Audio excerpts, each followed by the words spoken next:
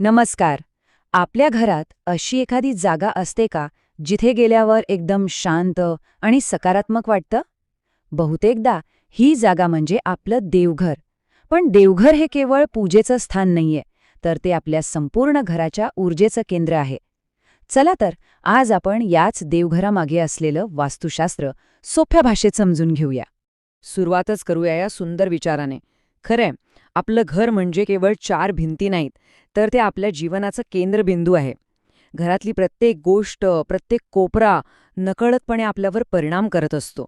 म्हणूनच घरातलं वातावरण आपलं मानसिक आणि भावनिक आरोग्य घडवतं किंवा बिघडवूही शकतं.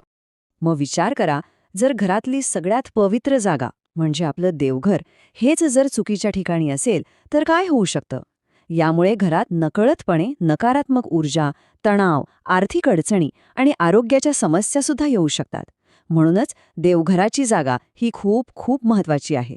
तर मग आज आपण काय काय बघणार आहोत? सगळ्यात आधी देवघराचं महत्त्व काय आहे, मग त्याची योग्य दिशा आणि जागा कशी निवडायची, त्यानंतर त्याची रचना कशी असावी आणि शेवटी याचे फायदे काय आणि आपण कोणत्या सामान्य चुका टाळायला हव्यात. चला तर मग आपल्या पहिल्या मुद्द्याकडे वळूया. देवघराचं महत्त्व. देवघर हे आपल्या घराचं आध्यात्मिक हृदय किंवा केंद्र कसं बनतं हे जरा समजून घेऊया. म्हणजे बघा, देवघर म्हणजे फक्त मूर्ती ठेवायची जागा नाहीये. ते खरं तर आपल्या घरातील सकारात्मक ऊर्जेचं केंद्रस्थान आहे.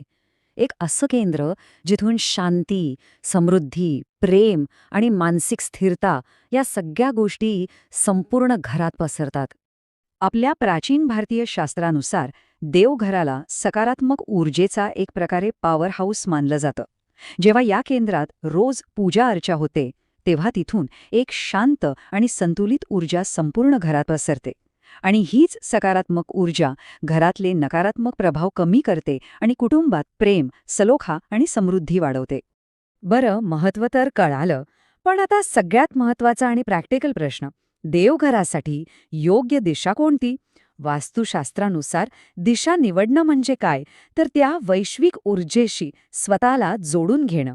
वास्तुशास्त्रानुसार ना 2 दिशा एकदम बेस्ट मानल्या जातात, पूर्व आणि उत्तर. पूर्व दिशा म्हणजे उगवत्या सूर्याची दिशा, जी घरात एक नवीन ऊर्जा आणि चैतन्य घेऊन येते. तर उत्तर दिशा ही संपत्तीची, कुबेराची दिशा मानली जाते. याच्या अगदी उलट दक्षिण किंवा पश्चिम दिशेला जर देवघर असेल तर घरात तणाव, आर्थिक अडचणी किंवा मानसिक अस्थिरता येऊ शकते. ठीक आहे, दिशा तर ठरली, पण आता घरात नक्की कुठे? कारण घरातली प्रत्येक जागा काही देवघरासाठी योग्य नसते. आपल्याला त्यासाठी एक पवित्र स्थान शोधावं लागतं. अशा काही जागा आहेत ज्या देवघरासाठी कटाक्षाने टाळायला हव्यात, जसं की स्वयंपाकघर किंवा शौचालयाजवळ, कारण तिथे नकारात्मक ऊर्जा असू शकते. त्याचप्रमाणे जिथे खूप पसारा असतो किंवा जो कोपरा अस्वच्छ असतो, तिथे देवघराची पवित्रता नाही राखली जात. आणि हो, थेट खिडकी किंवा दारासमोर देवघर ठेवलं तर बाहेरच्या आवाजाने पूजेत लक्ष लागत नाही. मग आदर्श जागा कोणती? तर घरातला असा एखादा कोपरा जो एकदम शांत, स्वच्छ आहे, जिथे भरपूर प्रकाश येतो. ही जागा मुख्य प्रवेशद्वाराजवळ असू शकते किंवा लिव्हिंग रूमसारख्या मध्यवर्ती ठिकाणी. महत्वाचं हे आहे की तिथली पवित्रता जपली पाहिजे, जेणेकरून सकारात्मक ऊर्जा घरात सगळीकडे पसरेल. चला, जागा पण ठरली. आता बघूया देवघराची रचना कशी असावी आणि मूर्तींची मांडणी कशी करावी. कारण देवघराची उंची, त्याचा आकार आणि त्यात मूर्ती कशा ठेवल्या आहेत यालाही खूप महत्त्व आहे. इथे फक्त 3 सोपे नियम लक्षात ठेवायचे आहेत. पहिला म्हणजे उंची. देवघर जमिनीपासून कमीत कमी 1 ते 2 फूट उंच असावं. याने देवांप्रती आदर तर व्यक्त होतोच, पण जमिनीलगतच्या अशुद्ध ऊर्जेपासून मूर्ती दूर राहतात. दुसरा नियम आहे आकार. देवघराचा आकार घराच्या प्रमाणात असावा, खूप मोठा किंवा खूप लहान नको. आणि तिसरं, सगळ्या मूर्तींची तोंड पूर्वेकडे असावेत, जेणेकरून त्यांना उगवत्या सूर्याची ऊर्जा मिळेल. आता बोलूया मूर्तींच्या स्थानाबद्दल. कारण प्रत्येक देवतेचं एक विशिष्ट स्थान आणि त्याचं एक महत्त्व असतं. उदाहरणार्थ, विघ्नहर्ता गणपतीची मूर्ती प्रवेशद्वाराजवळ असणं खूप शुभ मानलं जातं.